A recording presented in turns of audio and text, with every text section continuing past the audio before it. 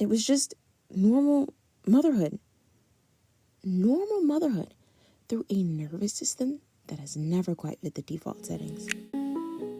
Because you can love your children and still be overloaded by the sensory experience of parenting them. Gentle doesn't mean never dysregulated. Gentle means I come back. If you're listening right now and your body feels like it's buzzing, welcome. If you love your kids deeply, but your nervous system is acting like you're in a burning building because somebody is whining, somebody is touching you, the kitchen is loud, and dinner is coming like an unpaid invoice. Welcome. This episode is for the moment when you're maxed out and you still have to parent. You still have to make a decision. You still have to feed people. You still have to be a person. And if you've ever wondered, why does this feel so dang on hard? Why am I snapping? Again, why do I feel like I'm failing at basic life? I want you to hear this early.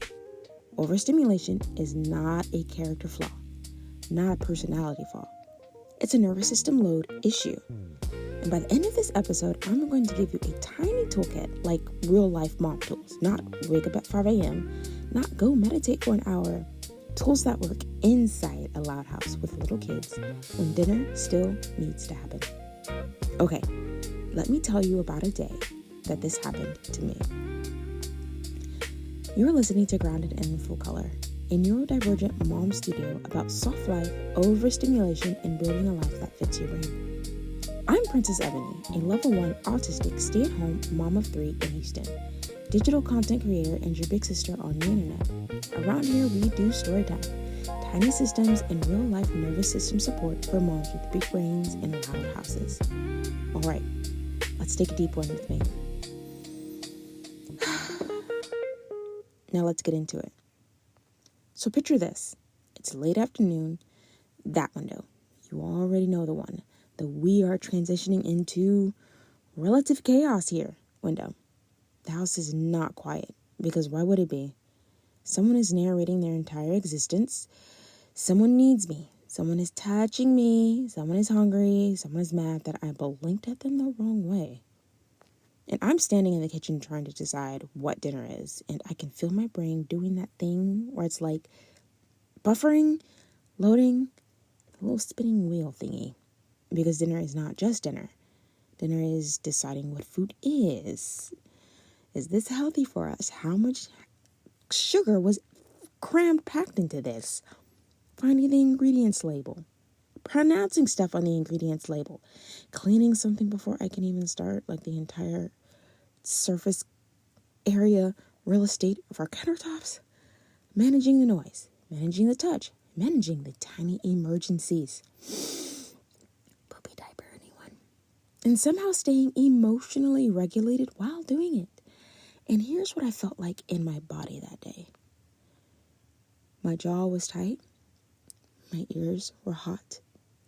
The snot started forming just below where my neck reaches my shoulders, and right in between my shoulder blades, it just kept knotting and clenching and getting tighter and tighter. My hands were shaking, but I somehow lifted them to just double check. Was my heart actually pounding out of my chest the way that it was? I mean, granted, this was after I felt like I had offended someone and was having a severe breakdown in communication with my husband again. I'd unknowingly hurt my little one's feelings. Like, I didn't even realize that I was clenching until my teeth started hurting. My shoulders were up again, that knot tightening between my shoulder blades.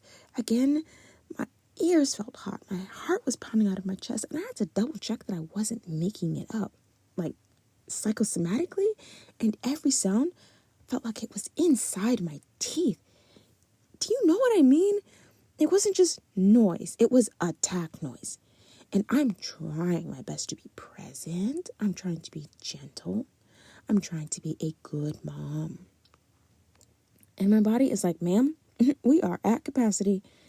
And then the requests start stacking. Hey, can you do me a favor? I was thinking, it was on my mind.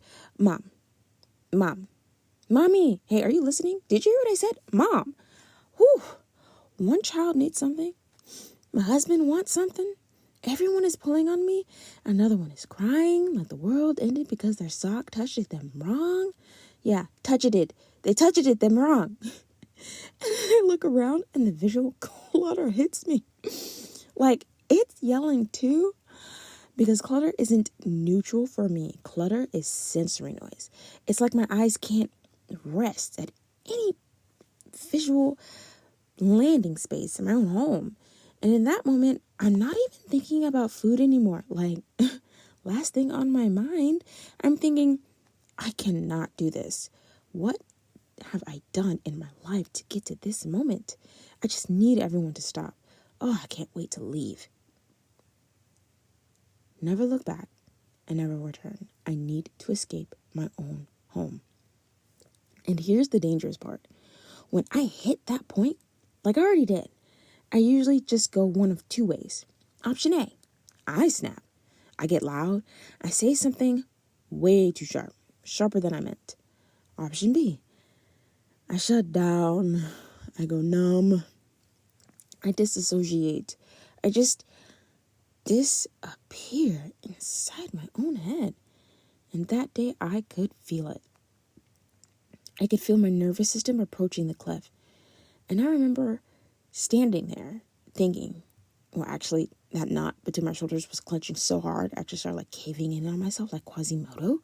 Like, if I don't intervene now, I'm about to spend the next 3 to 5 hours either yelling, angry, pissed off, or crying, or hitting myself. And the wild part, nothing was technically wrong. I was safe. I just didn't believe it. It was just normal motherhood. Normal motherhood through a nervous system that has never quite fit the default settings. So I did something I'm learning to do more often. I named it. Said it out loud. Not in a dramatic way, barely getting in between my short breaths that I'm trying to make longer, and in a practical way. I said to myself something to the effect of, this is overstimulation. Not, I'm a bad mom, you can't do this, not I'm failing, not I'm broken. Yeah, definitely broken. My speech was that day. And definitely not, I regret my entire family. It was just, well, it was not just. It was specifically overstimulation. And naming it is what gave me enough space to choose a different next step. I still vividly remember how that night ended, which was different than how I imagined it while I was in the thick of it when it first started. Because I used to treat that feeling like a personal failure. Like, you failed the bar, you failed the certification program, you failed this test. Now I treat it like a signal, like, okay, the system is overloaded. We need to reduce input and reduce decisions immediately. And that's what we're going to talk about today. Because if you're a mom and you're neurodivergent or sensitive or just straight up overstimulated, this is one of the biggest life skills you can learn. How to reset your nervous system without disappearing for hours. Because you don't always get hours. Sometimes you get 90 seconds. So let's break down what overstimulation actually is in mom language. Okay, quick disclaimer. I'm sharing lived experience. I'm not diagnosing you. I'm not giving you medical advice. I'm giving you language and tools from inside real life. So here it is. Overstimulation is when your input is higher than your capacity and you don't get enough recovery. That's it. It's not moral. It's not, I'm not grateful. It's not, I'm a monster. It's nervous system math. Input is greater than capacity plus no recovery equals overload. And moms, we are so women in input. Let's name the inputs because when you name them, you stop blaming yourself. Overstimulation inputs. Sound. Repetitive noise, crying, TV, toys, talking, touch. Climbing, nursing, sticky hands, being pulled on, being pinched and squished. Visual clutter, the mess, movement, piles of stuff, unfinished task, unorganized, crooked, even if it's in his home, in the house. It's crooked. Decision fatigue, What's for dinner? What do they need? What do I do first? Did I misinterpret that? And should I make an adjustment? Interruptions. You simply can't complete a single thought. Tiny pressure. Everyone is hungry now. Sleep debt. Which is motherhood. Emotional load. Worrying. Manage feelings. Being the regulator. Sounds like a movie akin to The Equalizer. Well, maybe, because I'm trying to keep my emotions and theirs all symbiotic, kosher. And this is what I can feel that is so confusing. Well, it's why it feels so confusing, because you can love your children and still be overloaded by the sensory experience of parenting them and loving your partner. You can be a good mom and still need less noise. You can be gentle in your heart and still have a dysregulated nervous system in your body. So here's a little map I use that helps me get out of the shame spiral. Let's call it the Overstimulation Map. So first you need your inputs. You need to know those. What's hitting you right now? Sound, touch, clutter, hunger, interruptions. Secondly is the internal state. What's your baseline today? Sleep, no sleep, hormones, stress, dehydrated? Are you already fried? Thirdly, are the exit ramps. What tiny interruptions can you do to prevent the cliff? Because the goal isn't never get overstimulated. The goal is catch it earlier. Catch it before you snap. Catch it before you shut down. Catch it before you hate yourself. So now I'm going to give you the tiny tools I actually use in the moment when dinner still has to happen. And I'm not giving you 10 tools because that becomes another decision. I'm giving you five tiny things. They are not perfect. They're not aesthetic. They are not always pretty. But they do work. Tool number 1, name it out loud. This is the first exit ramp because when you name it, you stop fighting reality. Sometimes I say it to myself. I am safe. I am not in any danger. I'm just overstimulated or something to the effect. Because my body can act like noise is danger. And sometimes I say it out loud to my children in a simple way. Mommy is getting frustrated. I just need to take a minute, okay? That one sentence does 2 things. It teaches your kids emotional literacy, and it buys you a pause without the guilt. You don't have to pretend you're fine. You can just be honest. Soft life is nervous system respect. Remember? Tool number 2, the 90-second micro break, not disappearance. This one matters because a lot of moms here take a break and think it has to be an hour and a locked door and silence and a spa. No, sometimes you get 90 seconds. And here are a few places that I take a 90-second break. The bathroom, the couch pillows, the bedroom pillows. Let's see, the closets, or just stepping outside my front door. Anywhere my body can have a boundary for just a moment, even if it's physical. Now, a script for the children, simple and confident. I'll be right back. Everything's okay. I'm just going to step over here for a few moments. And then I do one physical thing that signals safety to my nervous system. I usually clench my hands to just bring that counterintuitive pressure that's rising up in my limbs. I squeeze my fists. I can't go around stomping my feet. But I do get why children do that. I do have to put my hands on my chest just to make sure that my heart rate isn't beating out of my chest or that I'm making that sensation up. But it is grounding. I exhale longer than I'm inhaling as I'm working on taking more, inhales. I have to relax, soften, and smooth out my face for a smoother base and drop my shoulders. Now, I'm not trying to become enlightened yet or in one single evening, but I am trying to interrupt the spiral because 90 seconds can be the difference between I snapped and I didn't. And I can tell you right now, the victory in that micro win is everything to me. But obviously not as much as my children's smiles when they see that mommy didn't get upset. Okay, tool number 3. Reduce input with one lever. Overstimulated moms often need less input, not more coping. So pick one lever, just one. And here are a couple options. Turn off the TV or music. Dim the lights. Put on a calmer playlist. Ooh, I have one. I should link that in the show notes. Wink, wink. More clutter off the counter into a doom basket. But we're still workshopping that name because I don't want to label anything that I want to bring into my reality here. But it is, a catch-all basket. Not organizing, just removing the visual noise. Oh, and I love getting my children in on this, helping. Give kids a contained activity for just 7 minutes, 3 minutes, even just mentioning, go get your homeschooling workbooks. Or do a quiet mouth challenge for 60 seconds and make it a game. Phrases you can use. Okay, we're going to quiet mode for our ears, okay? Or I just need, just 2 seconds, just a little quieter for right now.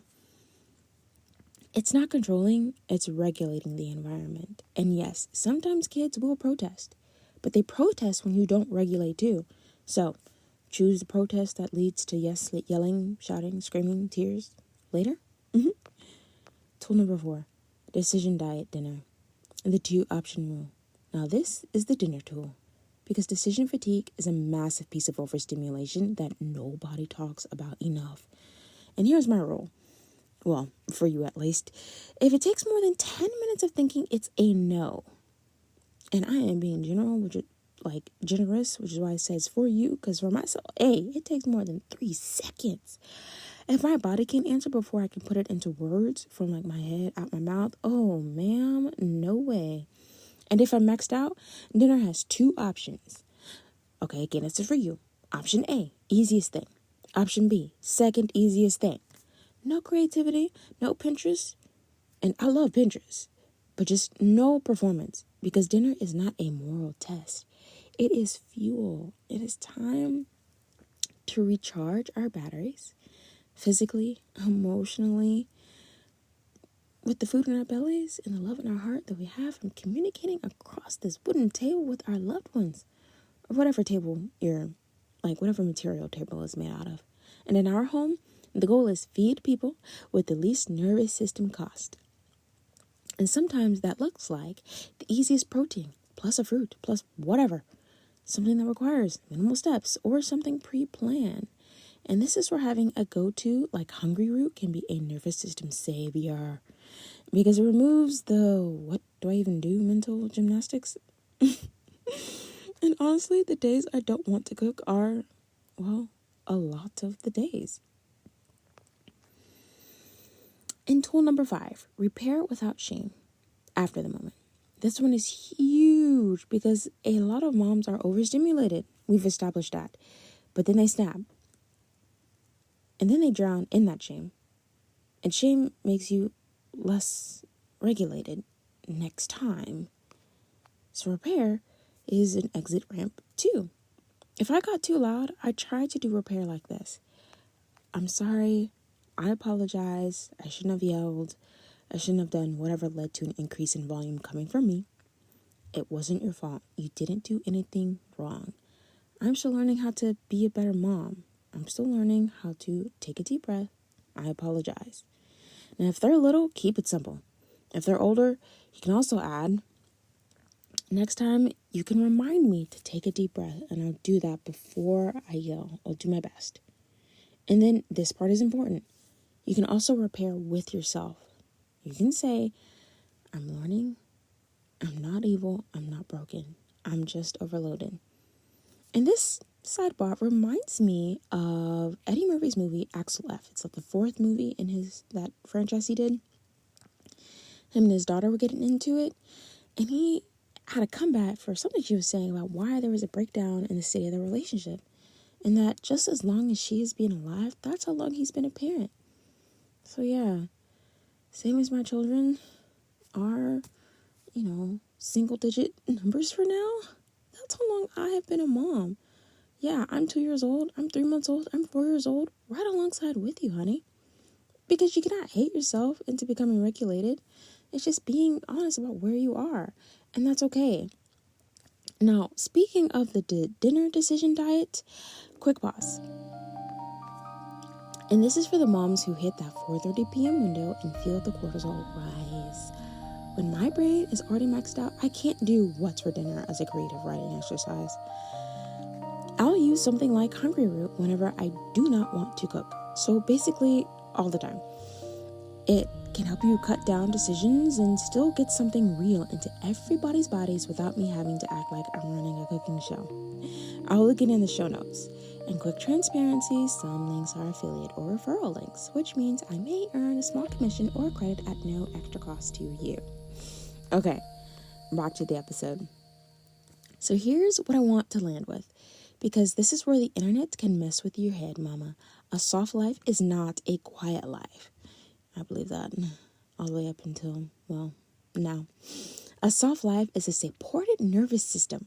Soft life in a loud house looks like fewer decisions, fewer inputs, more permission, more repair. Less performance, less self-betrayal. Soft life on a Tuesday might be paper plates without the guilt. I personally still remember the days when my mom were using styrofoam plates. So maybe she was, dealing with this too. And I have learned in retrospect, even though it wasn't like open conversation. I don't know. I'm just saying, I remember the days from a child's perspective. And I turned out fine, so I think my children will too. Self-note reminder to self. And you, mama. Okay, the same simple dinner again is perfectly fine. 10 minutes of quiet mode. We actually say quiet time after dinner before bedtime. Bath time is thrown in there some days too, somewhere. It's just not always in the same order.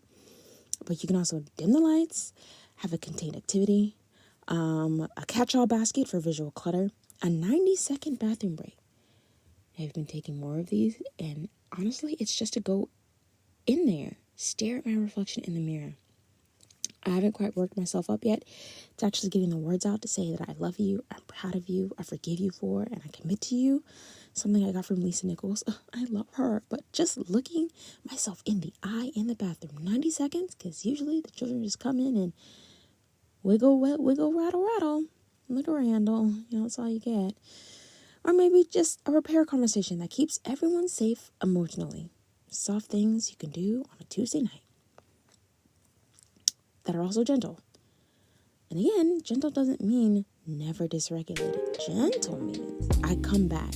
Gentle means I repair. Gentle means I learn my exit ramps and I use them. So if your nervous system has been screaming, I want you to try something after this episode. Not 5 things. Not all the tools. Pick one.